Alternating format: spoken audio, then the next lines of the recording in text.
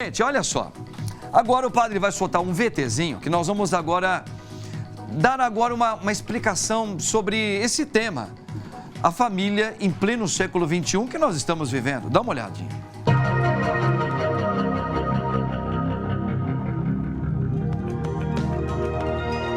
As relações sociais promovem a mudança de valores. Desse modo, no século XXI, o conceito de família tem deixado de ser orientado por uma perspectiva tradicional. No século XX, vivíamos uma relação em que pais cuidavam diretamente dos filhos. Os avós conviviam com seus netos, tendo a alimentação, a reunião familiar como eixo articulador. A relação marido e esposa nos parecia mais perene, onde o diálogo, o conflito conviviam em harmonia, pois cuidar da família se apresentava como um valor aceito naturalmente. O século XXI, este momento que vivemos, apresenta-se como um momento de mudanças, de transição advindos de novos conhecimentos, aumento da população, diferenças significativas envolvendo o socioeconômico, a ética e as relações étnico-sociais estão evidenciadas. Apesar dessas mudanças, o novo conceito atrapalha na construção da base familiar? Entenda melhor sobre a transição desse conceito tão importante. Está no ar o nosso Papo Reto. Show de bola, tá vendo, gente? Um dos assuntos assim mais importantes da atualidade é a família. Antes de eu chamar a nossa querida psicóloga Adrianinha Severini, que vai trabalhar um pouquinho esse assunto com a gente dentro da ciência da psicologia, eu quero dar uma palavra agora como padre antes de tudo. Primeiro, vamos entender pela igreja como entender a família século XIX, XVIII, XX, XXI como hoje. A família, ela não é algo que nós podemos construir como a gente constrói um time de futebol, como a gente pode descobrir e fazer acontecer um país, ou você pode construir uma empresa, né? Não, a família, ela tem uma origem que para nós cristãos, para nós que cremos em Cristo, ela tem como a sua essência, a sua gênesis, ela é divina. Por que ela é divina?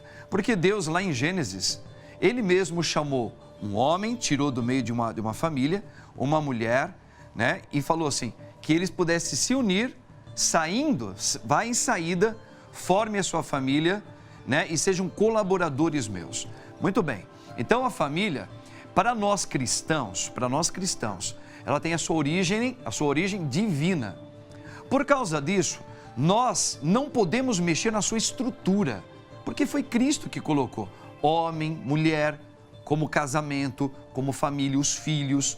Ele mostra o caminho que leva ao bem, Ele mostra os seus mandamentos do amor. Então, quando nós, como igreja, vemos hoje uma estrutura, a estrutura do matrimônio, da família sendo mexido, para nós ficamos perdidos. Por quê? Porque só Jesus é o Senhor. Ele estruturou a família. Por isso, ninguém mexe na estrutura que o Senhor deixou, ok? Só que nós estamos vivendo um século que as coisas estão mudadas, não pela fé, mas pelos meios sociais. Por isso, agora sim, o padre também quer ouvir a opinião de uma pessoa que vai nos ajudar a compreender esse fenômeno que vem mexendo com as estruturas. A família pode ser estudada? Pode, deve, mas para nós cristãos não se mexe com a estrutura, mas para o mundo aí fora mexe. Por isso, eu tenho a alegria mais uma vez de ter aqui a minha querida amiga Adriana Severini, que é psicóloga super competente. Adrianinha, Deus abençoe você, minha querida, que bom ter você aqui. Amém, padre. Boa tarde, tudo bom? Boa tarde, que alegria sempre vê-la aí, sempre jovial, uma mulher muito obrigada. Muito atenta às necessidades do nosso programa aqui. Muito obrigado, viu? Que Deus abençoe. Adrianinha. Amém. Você certamente analisou a abertura sobre o tema de hoje, né? Que é a família no século XXI. Eu fiz uma introdução como padre, como igreja, né? Onde para nós existe na gênese da família, essa estrutura ela é imutável, onde Deus, Ele é o autor de tudo. Porém, a gente está vendo hoje, na nossa sociedade, mais do que nunca, uma mudança de comportamentos. Hoje a gente não vê somente o pai junto com a mãe e os filhos. A gente vê hoje as mulheres educando os filhos sozinha, ou os matrimônios hoje parece que não tem mais aquele valor que as pessoas ficavam até que a morte separe. Agora, se deu certo, deu, se não deu, separe. Estamos vendo muito sobre ideologia de gênero também. Hoje, a gente sabe que muitos casais que são do mesmo sexo também querem ter filhos para criar. Veja, então nós estamos vendo um comportamento que mudou, está mudando na sociedade, principalmente no século XXI. Então, a pergunta é essa aí. Como pensar hoje, como analisar, primeiramente, fazer uma análise dentro da psicologia, como analisar essas mudanças hoje, que parece que não é mais como era o século passado. Como analisar isso dentro de uma esfera psicológica? Adrianinha. Assim, as mudanças foram ocorrendo porque quando a gente fala principalmente de casais, antigamente a gente pensava no casal como era concebido, quando a gente fala assim, de casal concebido pela religião cristã ou judaica, que são homens e mulheres concebendo uma família. Sim. Com a mudança, a gente começa a ver agora mais casais com a mesma orientação sexual, também querendo montar uma família. A gente tinha uma visão muito antiga antes de que assim, pessoas com a mesma orientação sexual, elas tinham uma vida muito promíscua. E agora não, a gente começa a ver que também existe amor entre as pessoas. Sim. E a partir do momento que elas se amam, elas querem constituir uma família, que é um tema muito delicado para a gente discutir pelo aspecto religioso, que foi como falou, é uma coisa que é imutável diante de Jesus, diante de Deus, mas que na nossa realidade é o que está acontecendo. Certo. O que eu acho que é importante, que é toda a união, seja ela feita por casais da mesma orientação sexual ou de orientações sexuais diferentes, ela tem que ser baseada em amor, respeito e fidelidade. Acho que esses três aspectos não podem faltar em qualquer uma das uniões. O que, infelizmente, eu percebo hoje em dia, as pessoas estão com muito medo de ficar sozinhas. Então, mesmo numa concepção de casamento, seguindo aquilo que a religião, que a igreja nos colocou como cristãos, eu vejo pessoas, homens e mulheres, se casando única e exclusivamente por medo de ficar sozinho, por medo de eu ficar com uma idade avançada e não conseguir ter mais filhos. Sim. Então, eu falo que eu tenho o efeito aplicativo. Não tenho nada contra aplicativo de paquera, acho que agora na pandemia ajuda muito conhecer pessoas e formar casais, mas eu estou vendo que assim, as pessoas se conhecem há 3 meses e já estão morando junto para daqui a 2 se casarem. Em 5 meses, desculpa, você não tem tempo de conhecer ninguém, você ainda não está na fase de amar, você ainda está apaixonada pela pessoa, e aí entra naquilo que você falou, vamos tentar. Se der certo, deu, se não der certo, a gente tenta de novo. Okay. Só que isso vai perdendo, acho que tanto faz, seja um casal homossexual ou um casal heterossexual, tanto faz. O que é importante é você conhecer bem essa pessoa, não ter medo de ficar sozinho e estar se casando ou morando junto com alguém porque você ama e você conhece aquela pessoa e você vê que vocês se combinam, que vocês têm uma harmonia, têm o respeito, o amor e a fidelidade aí. Entendi. E não porque eu estou morrendo de medo de ficar sozinho ou sozinha e assim, a primeira pessoa que apareceu que também está com medo como eu, então a gente vai casar, vai morar junto, eu atropelo tudo porque eu tenho como pano de fundo aquilo, se não der certo, separe. Só que isso causa muita dor, muita dor. Muito bem, Adrianinha. Principalmente se você tem filhos, é pior ainda. E é exatamente nessa segunda pergunta que eu já vou fazer já para você. Eu vou entrar na questão filhos, porque filhos, ele não é um direito, segundo a palavra de Deus, para nós cristãos, não é um direito, eu tenho direito de ter filho, não, filhos é dom. Mas aí eu vou fazer uma pergunta já, você vai responder para nós, claro, sobre os filhos, como educar os filhos nessa atual conjuntura, qual seria o caminho, tá bom? Segura aí, porque o padre agora está com o príncipe aqui, e o príncipe é demais, não pode esperar o príncipe. Só um minutinho, minha querida. Olha aqui, o padre está conversando aqui com a Adrianinha, psicóloga, muito conceituada, por isso que eu chamei e falei, eu quero muito a Adrianinha aqui. Adriana, nós sabemos que pela fé da igreja, ter filhos não é uma questão de eu tenho direito. Você lê o catecismo da igreja, está escrito lá. É um dom, né? É um dom você poder cuidar de um filho. Então, eu quero fazer uma pergunta dentro da sua área como psicóloga. Como ser, na sua opinião, um bom pai e uma boa mãe hoje, século 21, tá? Nos tempos atuais, como ser um bom pai, como ser uma boa mãe diante de tantas mudanças que estão acontecendo hoje?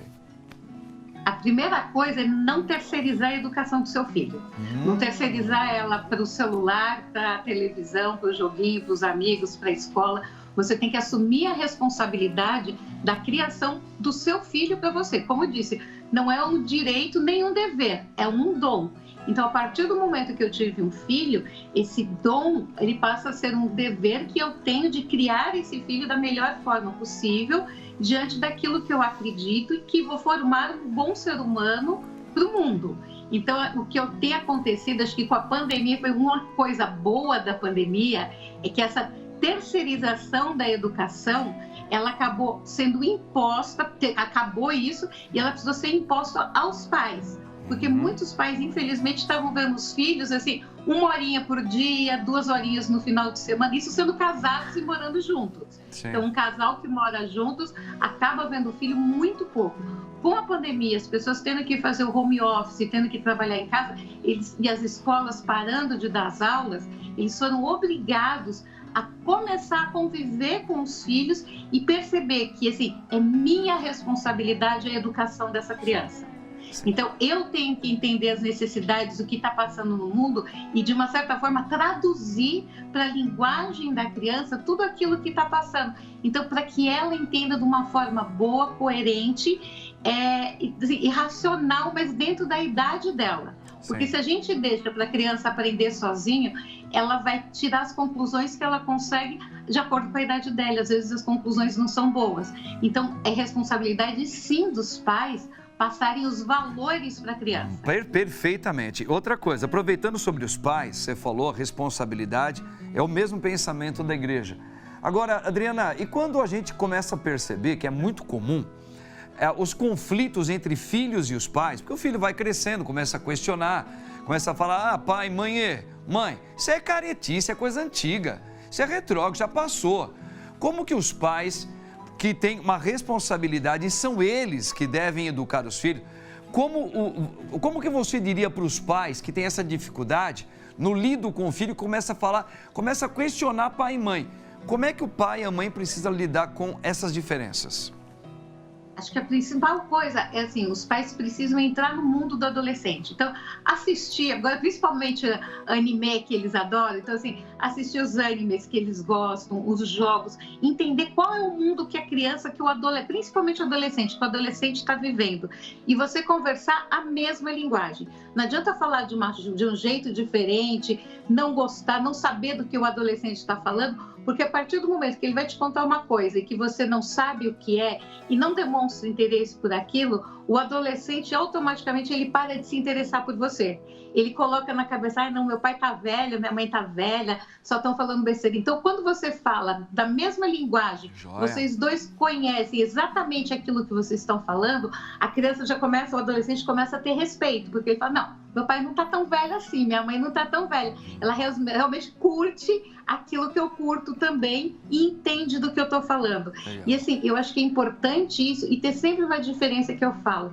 Amigos, nós temos vários, mas pai e mãe, a gente só tem um. Então, você pode ser o melhor amigo do seu filho, mas você tem que ser o melhor pai e a melhor mãe. E deixar essa diferença muito grande para o filho, desde pequenininho. Porque quando ele chega na adolescência, vai ser mais fácil. Porque se ele te ver como um amigo, como uma amiga, ele não vai conseguir ter... Não é medo, não estou falando de medo, eu estou falando de respeito e de ter um apoio, de sentir que ele se sente apoiado, que ele pode contar com esse pai, com essa mãe. Porque na cabeça dele, eu sou seu amigão, eu sou sua amigona. Na cabeça deles é a mesma coisa que o colega dele que está ali jogando com ele. Não, você pode jogar, mas eu estou um degrau acima, eu sou sua mãe. Eu sou sua amiga que te entendo e além de tudo isso, eu ainda sou sua mãe. Então você ainda tem alguma coisa mais forte que nos liga do que te liga com esse amigo. porque é importante salientar essa diferença, que pai e mãe são únicos. Sim. E com eles a gente pode, na grande maioria das vezes, e isso é esperado, a gente pode contar com eles até o final da vida. Sim. Então, dá essa segurança, porque quanto mais seguro a criança ou o adolescente se sente com esses pais, ele vai se sentir mais próximo, mais livre para ele poder tirar as dúvidas dele, falar aquilo que ele está pensando, ele vai esconder menos coisa, ele não vai ter o hábito de mentir por qualquer coisa, porque se ele tem muito medo, ele não tem essa confiança, aí qual que é a tendência? É mentir e esconder. Verdade. Aí os pais não sabem o que está acontecendo com as crianças e com os adolescentes. Perfeito, perfeito. Adrianinha, então a gente percebeu que no século XXI, a família pode chegar um dia ao século XXII, e aí a humanidade existir ainda, nunca vai mudar. A família são os detentores para educar, são eles que educam os filhos, né? Pai, a mãe, os responsáveis, e que na verdade não é só ser amigo. O pai e mãe é muito mais do que amigo, é aquele que tem que saber dizer não, tem que saber dizer sim, e como você falou lindamente, entrar no mundo deles também para entender que nós não estamos velhos das informações. A gente já tem uma certa experiência, tem uma bagagem, nós já somos mais experimentados, que a gente entende sim aquele mundo novinho deles que eles estão curtindo bastante. E o pai mostrando essa sensibilidade, você ganha o filho, você educa e você prepara ele para a sociedade. Olha, Adrianinha, olha, de verdade mesmo, eu fico até me coçando aqui, porque é um assunto que ele dá tanto pano para manga ainda, né? E ó, atenção, minha gente, sabe por quê? O filho começa a usar muito manga comprida, você tem que ficar muito de olho, tá quietão, fica reservado. Pai, mãe, com base no que a nossa Adrianinha está falando, e o padre também. Ame o teu filho, seja amigo dele, não seja grosso, mas fica atento por que ele usa tanto a manga comprida, até em época de calor, ele pode estar se cortando. Cuidado com a internet, cuidado aonde ele vem fuçando as coisas aí. Adrianinha, minha linda, a gente vai precisar parar aqui, minha linda. Que pena. Que pena. Pois é. Ó, você é demais e a gente vai estar sempre chamando você aqui para vários outros assuntos, se Deus quiser, para a honra e glória do nosso Deus. Deus abençoe você. Obrigada, amém. Boa semana e se Deus quiser, logo mais a gente está junto, então. Amém, querida. Deus abençoe.